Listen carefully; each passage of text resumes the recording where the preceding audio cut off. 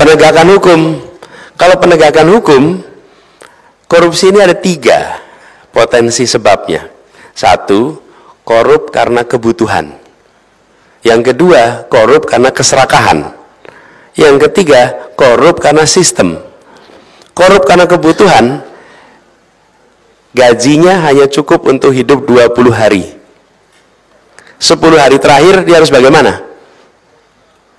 Lalu muncul tuh ruang untuk nutup.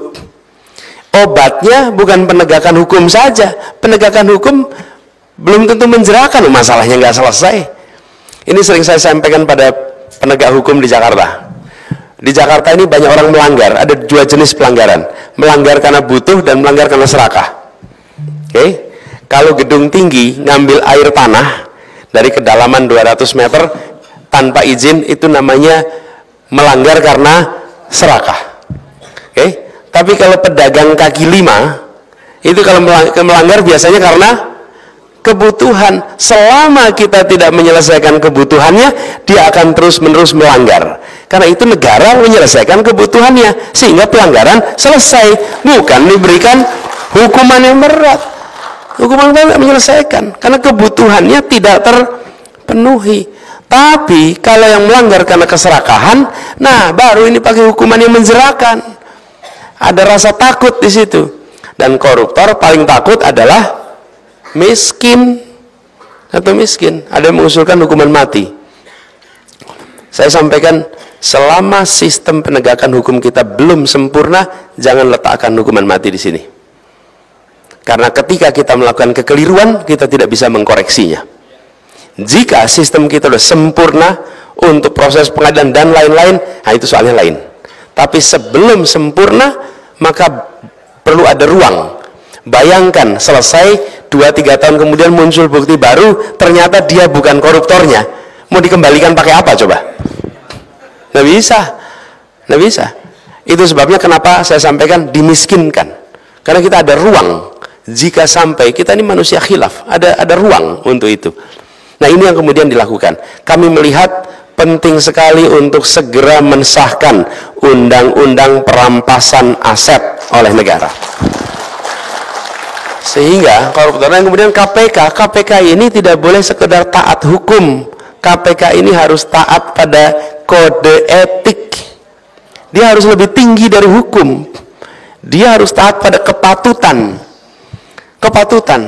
Karena itu tadi kemarin saya sampaikan bahwa bila Allah takdirkan untuk kami bertugas, maka kami akan sampaikan semua pimpinan KPK yang terpilih harus tanda tangan pernyataan akan mengundurkan diri jika melanggar kode etik KPK. Selesai. Jadi bukan mengundurkan diri kalau jadi tersangka, bukan. Itu aja masih belum. Tapi bila melanggar kode etik, dan kode etik KPK, Bapak Ibu sekalian, saya kebetulan pernah bertugas menjadi Ketua Komite Etik KPK tahun 2012. Ketika saya jadi Ketua Komite KPK, saya melihat dari dekat betapa standar kode etiknya itu sangat tinggi. Dan pada waktu itu, saya belum pernah, ini saya cerita sedikit, saya belum pernah datang berada di sebuah kantor yang ketika waktu duha, musolanya penuh dengan orang-orang sholat duha. Kecuali di KPK. Betul-betul, saya datang kantor banyak, tapi hanya di KPK, ini peristiwa 2012. Ketika waktu duha, itu semua ada di situ. Begitu waktu sholat masuk, semua berbondong-bondong ada di musola. Dan waktu saya ngobrol dengan mereka, itu mereka selalu ingin cerita. Kan di musola kita duduk gitu, Pak, kami yang di sini ini betul-betul hanya mengandalkan pada pertolongan Allah, tidak ada yang lain. Karena yang dihadapi luar biasa. Bapak Ibu sekalian, luar biasa. Kita di sini tahu beres, Bapak Ibu. Karena mereka tak bercerita.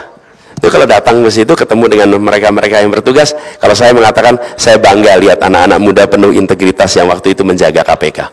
Luar biasa. Nah, tapi sebagian udah dikeluarin kemarin. Keluarin. Ini harus dikembalikan lagi nih orang-orang yang waras-waras ini. Mereka-mereka yang pemberani-pemberani ini. Orang-orang pemberani luar biasa. Saya pernah ngobrol dengan satu orang. Saya cerita, kenapa kamu mau di KPK jadi berani? Itu saya cerita gini.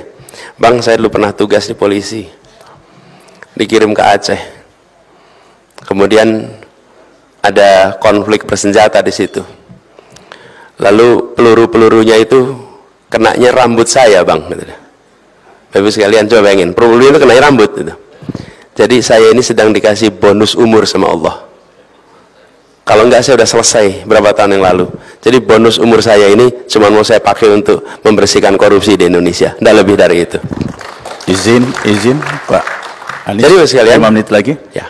Jadi Bapak sekalian, yang kita saksikan apa? Sebuah badan membersihkan korupsi harus berisi orang berintegritas.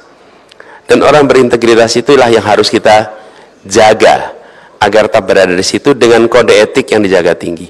Jadi Bapak sekalian kami hormati, izinkan saya merangkum atas apa yang saya sampaikan, bahwa Indonesia harus menuju satu kemakmuran, karena dengan satu kemakmuran kita akan bisa merasakan Indonesia memberikan perlakuan yang sama bagi semuanya. Itu dilakukan lewat apa? Lewat mereview semua kebijakan yang ada agar kebijakannya membesarkan yang kecil, menguatkan yang lemah, tanpa mengecilkan yang besar, tanpa melemahkan yang kuat. Garisnya itu. Lalu di dalam proses ini semua kita menyaksikan perlunya menjaga tatanan negara ini untuk selalu berada di dalam tatanan yang menjunjung tinggi adab di dalam bernegara, etika yang dijaga, prinsip negara hukum bukan negara kekuasaan.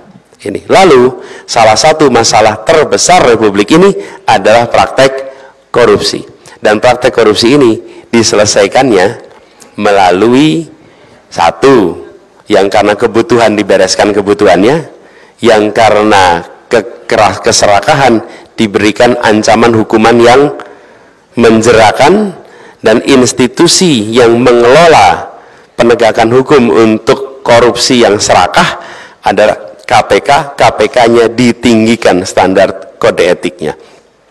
PR kita banyak. Saya hendak sampaikan pada semua, tidak mungkin kita bisa menyelesaikan seluruh masalah yang ada di Republik ini.